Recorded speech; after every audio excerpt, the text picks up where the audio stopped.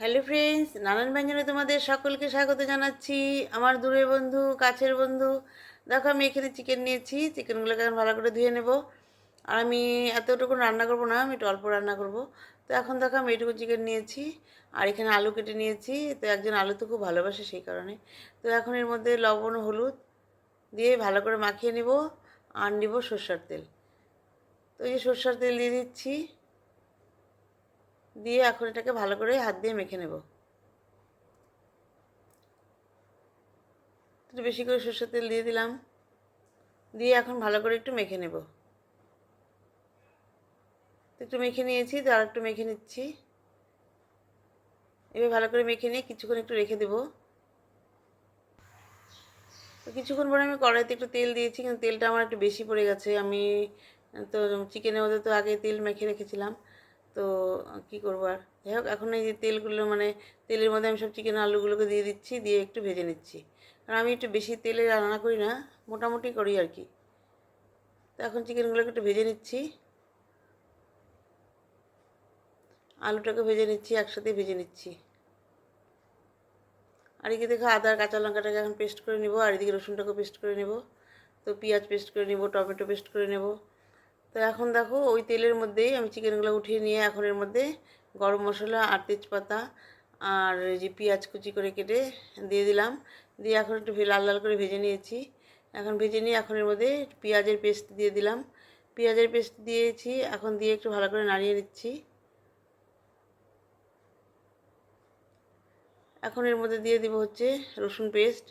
রসুন পেস্টটা দিয়ে আর একটু নাড়িয়ে নিচ্ছি। নিয়ে এখন এর মধ্যে দিয়ে দিব হচ্ছে আদা কাঁচা লঙ্কার পেস্টটা দিয়ে দিব।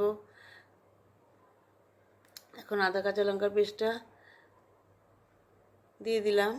দিয়ে এখন এর মধ্যে দিয়ে দিব টমেটো পেস্ট। একটু ভালো করে একটু নাড়িয়ে নিচ্ছি। নাড়িয়ে নিয়ে এখন এর মধ্যে দিয়ে দিব টমেটো পেস্টটা। টমেটো পেস্টটা দিয়ে দিলাম। দিয়ে এখন ভালো করে একটু মিশিয়ে নিচ্ছি। এখন এর মধ্যে লবণ আর হলুদ দিয়ে দেব। লবণটা দিয়ে দিলাম। দিয়ে একটু ভালো করে মিশিয়ে নিয়ে এখন এর মধ্যে জিরে গুঁড়ো, ধনের গুঁড়ো, সামান্য একটু লঙ্কার গুঁড়ো দিয়ে দিলাম, ঝাল লঙ্কার গুঁড়ো। দিয়ে এর মধ্যে ক্যাপসিকামগুলোকে দিয়ে দিলাম। আর দেখো মশলাটা বেশ ভাজা ভাজাই হয়ে গেছে। আর আমি ক্যাপসিকামটা একটু পরে দিয়ে দিলাম, কারণ ক্যাপসিকামটা বেশি গলে গেলে ভালো লাগে না। তো তাও গলেই তো যাবে। যাই হোক, তো এরকম দিয়ে দিলাম। দিয়ে এখন এর মধ্যে চিকেনগুলোকে আর আলুগুলোকে দিয়ে দিলাম। দিয়ে এখন এটাকে ভালো করে একটু মিশিয়ে নিচ্ছি। মশলার সাথে ভালো করে একটু মেখে নেব। নিয়ে একটু ভালো করে কষিয়ে নেব এখন। এইভাবে ভালো করে একটু কষিয়ে নিচ্ছি। আর এগুলো আমার গাছের টমেটো। তো আমি এখানে ছোটো ছোটো টমেটোগুলোকে দিয়ে দিলাম। আর আগে যে পেস্টটা দিয়েছি ওটা কেনা টমেটো। তো এইভাবে আমি টমেটোগুলোকে দিয়ে এখন ভালো করে মিশিয়ে নিয়ে এখন একটু ঢেকে দেব। তার আগে আমি একটু সামান্য একটু জল দিয়ে দিলাম। জল দিয়ে একটু ভালো করে মিশিয়ে নিচ্ছি। মিশিয়ে নিয়ে এটা গরম জল দিয়ে নিয়ে এখন আমি এটাকে ঢেকে দেব। আমি আগে আরেকবার একটু কষানোর জন্য ঢেকে দিয়েছিলাম। তো এখন আমি একটু ঢেকে দিলাম। কিছুক্ষণ পরে দেখো ঢাকনা উঠিয়ে এটা ভালো মতো ফুটছে। তো এখন এর মধ্যে একটু মানে কাশ্মীরি লাল লঙ্কার গুঁড়ো দিয়ে দিলাম। দিয়ে এখন এর মধ্যে একটু চিকেন মশলা দিয়ে দিলাম। চিকেন মশলাটা দিয়ে এখন একটু নাড়িয়ে নেব। নাড়িয়ে নিয়ে এইভাবে আমার রান্নাটা প্রায় কমপ্লিট হয়ে গেল। তো এখন আমি এটাকে আরেকটু ঝোলটাকে কষিয়ে নেব। মানে আমি আলু আর মাংসটাকে সিদ্ধ হবার জন্য একটু বেশি করে জল দিয়েছিলাম। তো এখন আর একটু ভালো করে একটু কষিয়ে নেব। কষিয়ে নিয়ে তারপর আমি এটাকে এখন নামিয়ে নেব।